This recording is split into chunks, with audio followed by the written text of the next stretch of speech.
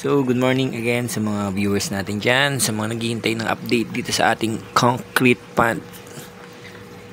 So, may mga nagtatanong kasi kung paano natin napapanatiling buhay yung mga crayfish natin dito sa concrete pond kahit hindi natin sila masyadong wina-water change. So, actually, wina-water change ko rin yun ng mga nakaraan. Pero ngayon, dahil tag-ulan, so parang automatically na lilinis naman yung tubig dahil meron tayong overflow yun sa bandang kanan yun, saka sa dulo ayun makikita nyo yun, oh. Meron tayong overflow dyan, so pag umuulan nag-overflow yung tubig, so parang nawa-water change niya rin. Pero pagka tag-init nagpapalit din naman tayo ng tubig paminsan-minsan pag medyo madumi na. So sa ngayon, ito yung update sa ating concrete pond. Makikita nyo, ayan o. Healthy naman sila. So 3 feet yung tubig ko. Malalim. Kasi mostly na nakikita natin nagbe-breed ng crayfish kagaya nito, mababaw lang yung tubig nila. So sa akin, tinry ko yung malalim. Effective naman yung malalim na tubig. Basta ito lang yung tip ko. Yung damihan nyo lang yung aeration nyo. Ayan o, kagaya nyan.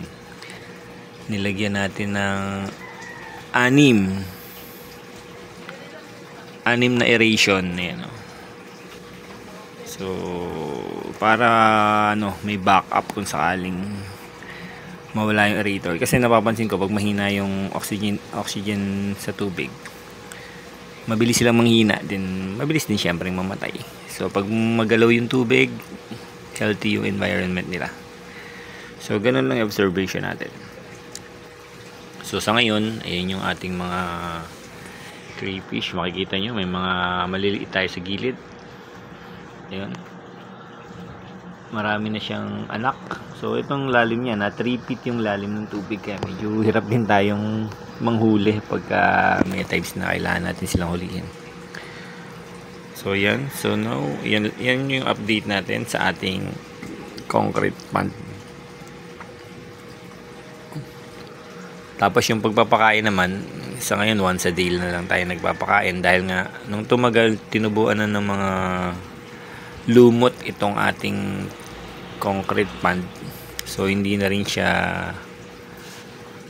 kumbaga parang ganun ka linis yung gilid, pero advantage yun dahil may mga lumot, may mga nakakain yung mga isda natin tsaka yung ating mga crayfish. Yan o, kung makikita nyo, lumalabas na yung mga krillings natin na paanak.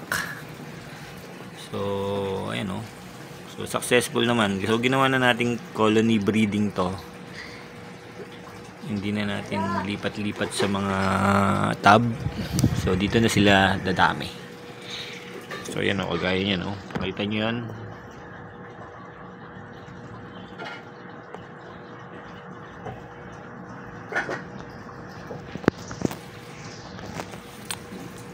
So that's it guys for today's update, and God bless and happy crayfish breeding po sa lahat. And